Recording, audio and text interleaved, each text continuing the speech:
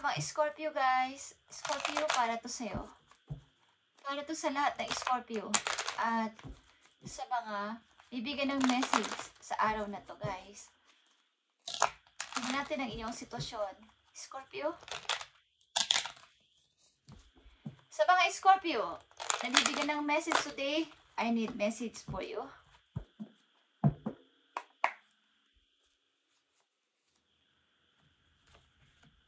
I need message for Scorpio. I need message. Thank you.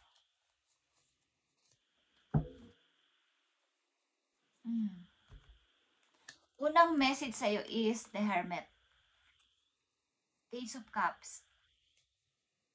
Knight of Wands. And the Sun. Okay?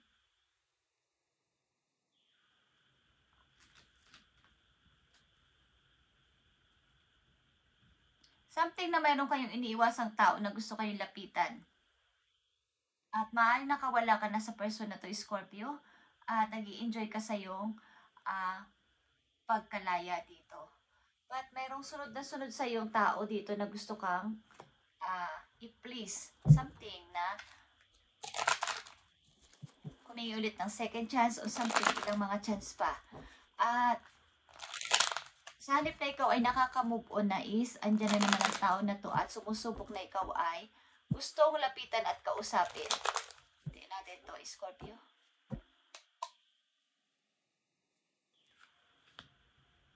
Para sa mga Scorpio,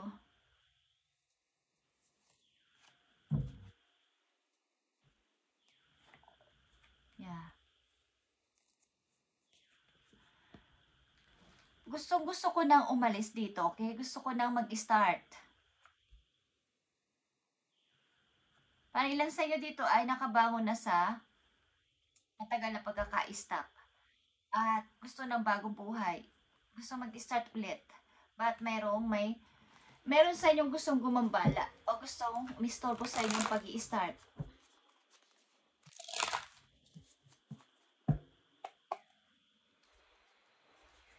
Para sa mga Scorpio, I need message for you.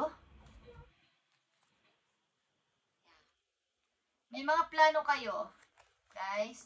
May mga plano kayo at malinaw na ang kaisipan nyo dito. Nakikita ko na ang gusto kong marating pa sa buhay.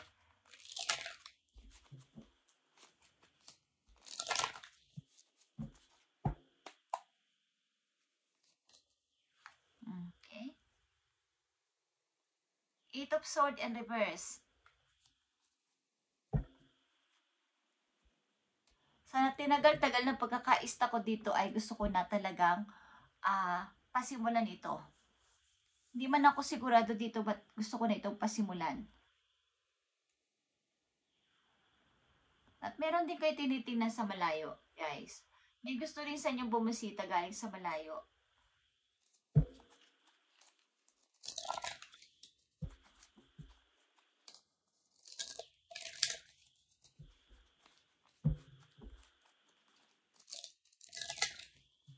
Tingnan natin itong The Hermit, guys. Okay?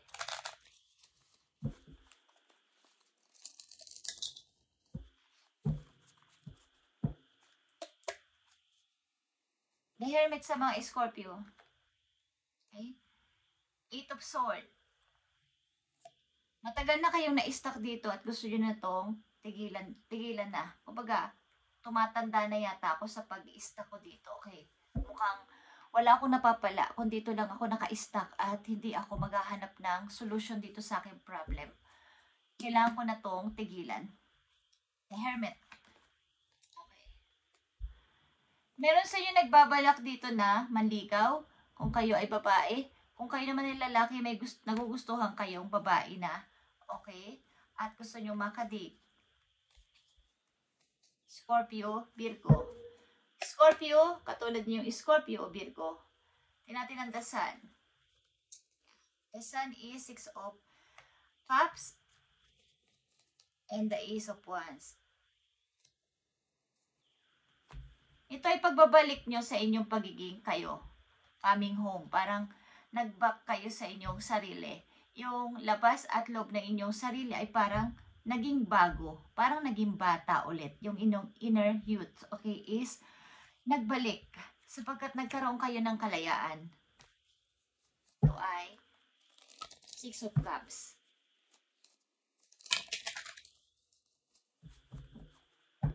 The Fool is here. Ang inyong pagpapasimula ay nandito, guys.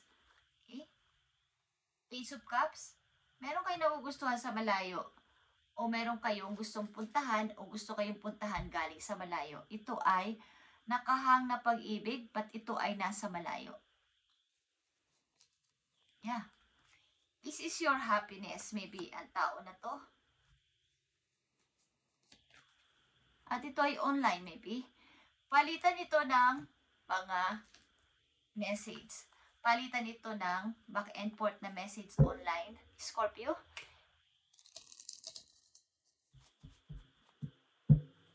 Ace of Wands is here. Maring may opportunity dito bagong nag-aalok sa'yo ng bagong pag-asa. Scorpio. Yeah.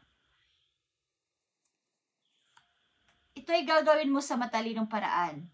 Gagawin mo to sa practical na decision. Ang offer na to ay tatanggapin mo mula ito sa ibang bansa, maybe.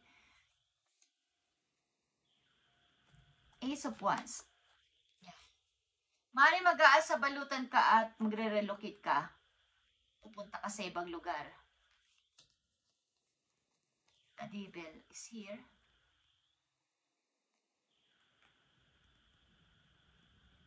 Malakas ang parang adhikain mo na to na makarating ka doon, plano mo doon, na maghanap naman ng ibang mga pagkakakitaan. Kumbaga, pag nakarating ako doon, maaring doon ako magkakaroon ng ibang, kumbaga, iba na namang kapalaran. Maaring iba naman yung maging kapalaran ko doon. Kaya nag-iisip kayo na lumipat o kaya tanggapin ng offer na to. 2 points is here, guys. Scorpio. Okay.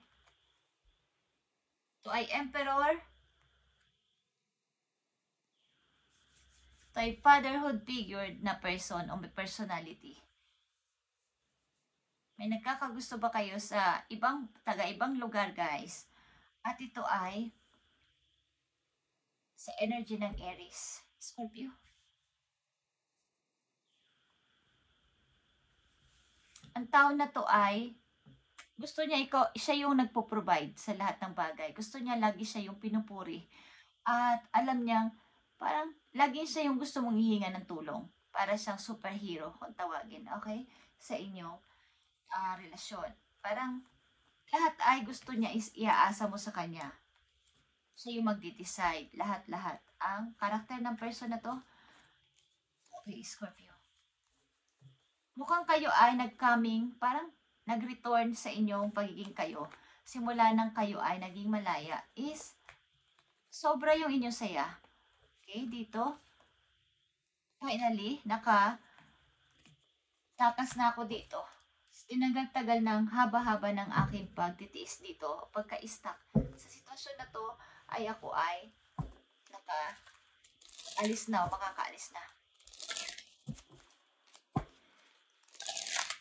Message sa inyo ng inyong mga spirit guides, Scorpio. This situation will be victorious. Okay, ang sitwasyon na to, na sinasabi ko dito kanina ay, ito ay iyong victorious o tagumpay. Okay, masasabi mong nagtagumpay ka dito. At ano pa? Now is not the time. Okay. May pagkakataon na hindi ito yung tamang time. Gumawa ng anumang bagay.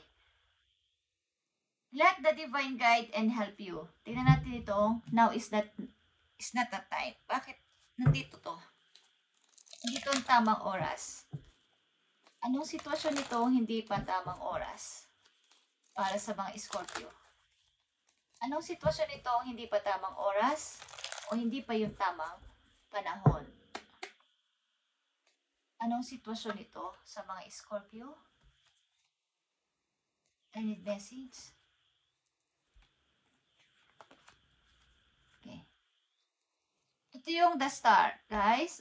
Temperance and Four of Wands. Okay. Maring may hinihintay kayong wish, may hinihintay kayong pinag-pray nyo, at sobra yung pagpapasensya nyo dito, halos ang inyong sarili ay ginagawa nyong pagbabalanse sa good and bad na nangyayari sa inyong buhay. Maring may gusto kayong dumating na person, may gusto kayong hintayin na person, o may gusto kayong pakasalan, o may gusto magpakasal sa inyo, at ito yung hinihintay ninyo. But now is not the time pa. Kumbaga, pinaghihintay pa kayo. Konting tiis na lang, Scorpio, okay? Something na pinaprocess ang inyong hinihiling o hiniling dun sa heaven, kaya kayo ay pinaghihintay pa ng siguro mas better pang darating. Tingnan natin ito. Maaring may event na mangyayari, guys. May sasalubungin ba kayo sa airport? Okay, Scorpio, tingnan natin to.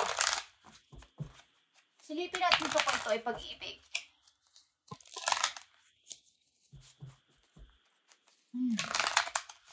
May nagpapahiwatig dito ng pagpapakasal. Scorpio, tingnan natin.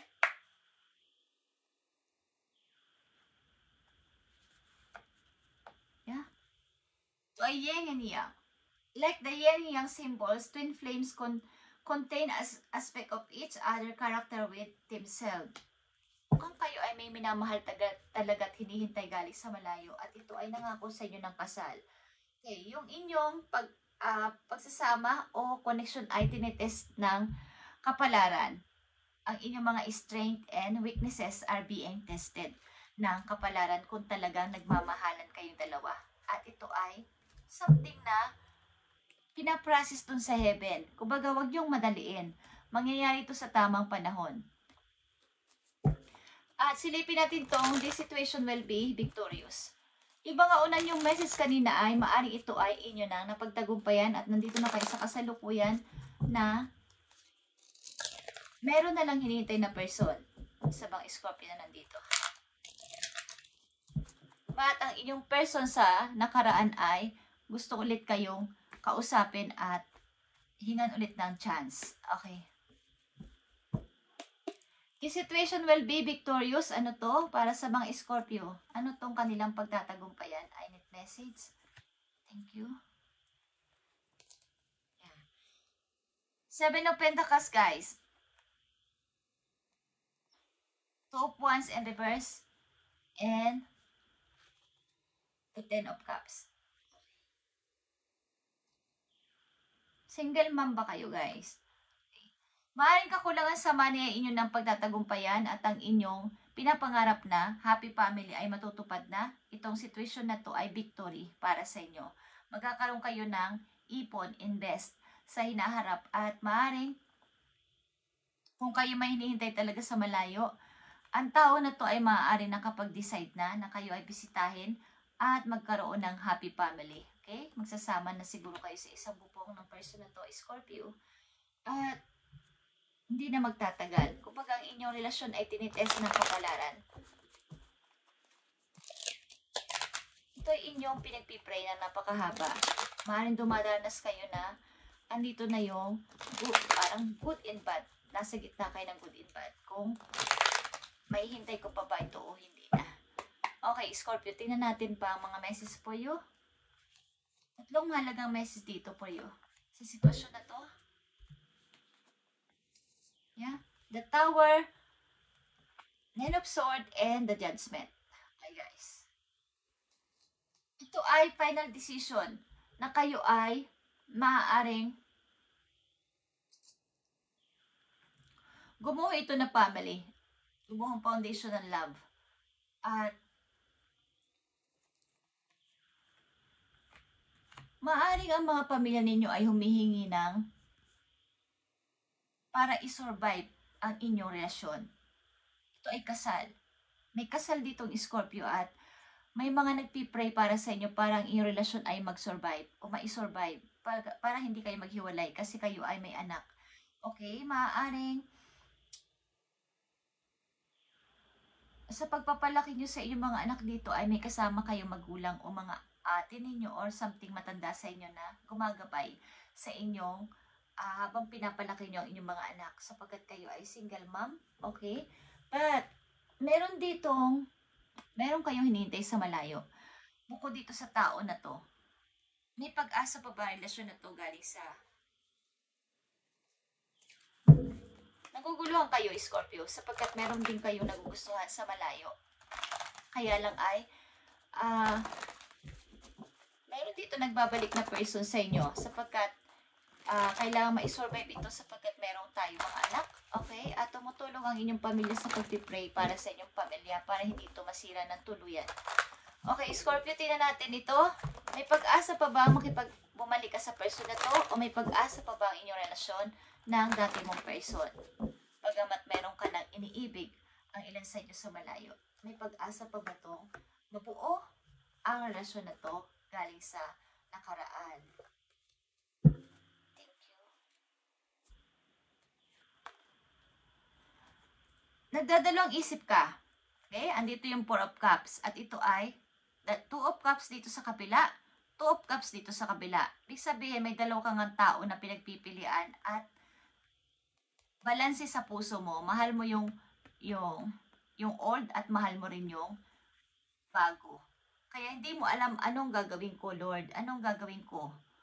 Anong gagawin ko? Sino ang pipiliin ko? Yung nakaraan ko na, babalikan ko para i-grow ulit ang aming relasyon o dito na ako sa bago. Something na nagmumuni-muni ka. 5 of Arrows is here. But, kailangan ko siguro mag-sacrifice. Ano kaya ang dapat kong i-sacrifice? Ang iwan ko na lang ang past ko o sumama na ako sa bago? Sapagkat puro rin kami away mga drama sa buhay. 6 of Wands. Okay guys. Maaaring pipiliin mo ang iyong freedom. Ang iyong happiness. 6 of Wands, guys. Kung sino ang mahal mo, sasama ka.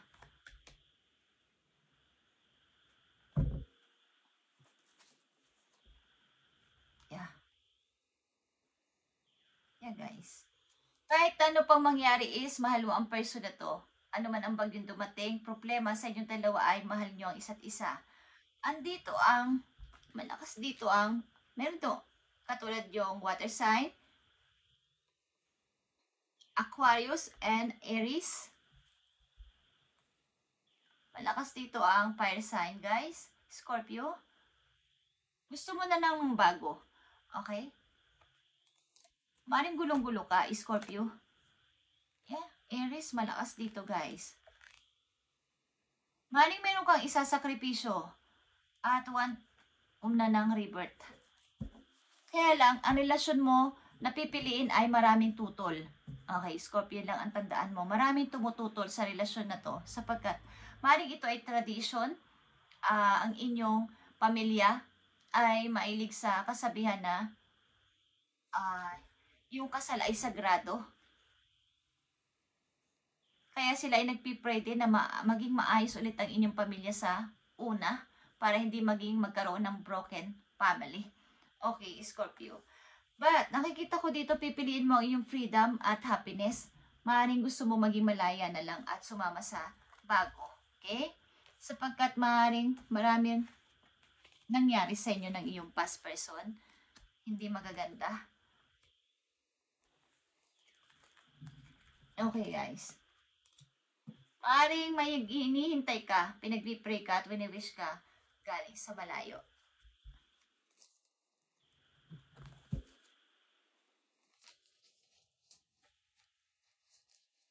At di ako mapakali sa inyo, guys.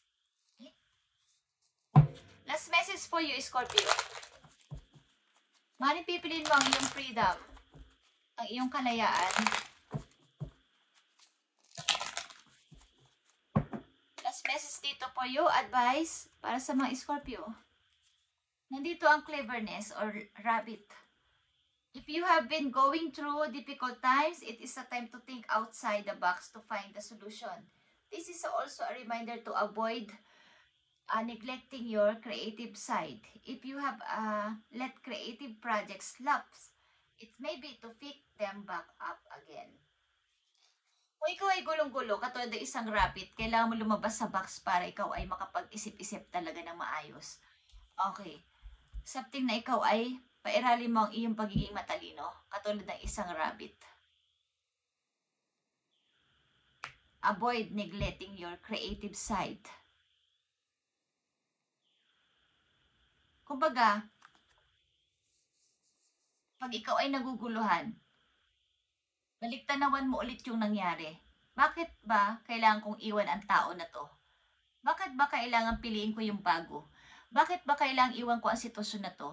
So, i-rewind mo at kumbaga dun sa mga chat, sa combo ng chat, i-scroll nyo ulit pabalik. Ano ba ang aming pinag-awayan?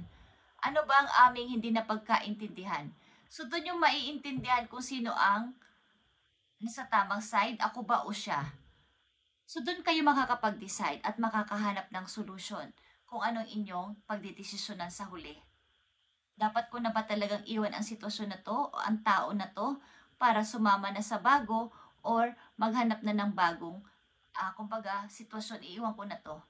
Ano man sitwasyon ang inyong kinalalagyan sa buhay, kasi kayo ay hindi ko alam ang inyong mga sitwasyon, okay? But nasa mahirap kayong kalagayan na ang hirap magdesisyon, Scorpio. But katulad ng message sa inyo, kung hindi nyo alam ang inyong gagawin, ito na yung key. Ito yung word, cleverness. At katulad ng rabbit. Katulad ng example na sinasabi ko, baliktanawan nyo yung nangyari sa inyong old na sitwasyon para kayo ay makapagdesisyon sa bago. Ito man ay sitwasyon na bago o bagong tao, is magagawa nyo to ng kaliwanagan kapag binalikan ninyo ang mga nangyari at baliktanawan. Ano ba ang ibabalance nyo? Kung mayroon pa kayong natitirang, lalagyan nyo ng percentage. Kung 90%, mas malamang yung luma kaysa sa bago. Okay? Just saying. Thank you, Scorpio. At ito ang inyong message today, June 3, 2025. At ang hirap nitong magdesisyon. Okay? Ang gawin nyo muna ay, bago kayo magdesisyon ay, lumabas-labas, mag-refresh, at i-relax ang sarili para makapag-isip ng maayos sa bagay na to. At magagawa nyo yan kapag malinis na yung inyong nararamdaman sa inyong utak. Huwag kayo magdedesisyon kapag kayo ay galit, pag kayo ay sobrang saya. Kailangan ay kalmado lang para talagang yun yung totoo, yun yung talagang kayo. Hindi yung kaya lang kayo sasagot ng yes or no kapag kayo ay nakatawa, pag kayo ay masaya, pag kayo ay galit, pag kayo ay naiinis, tapos pagsisisihan nyo sa bandang huli. So, nagawa nyo na, naisagot nyo na. Hindi na yung pwede pang mabawi. Okay? Thank you, Scorpio, and God bless sa inyo lahat.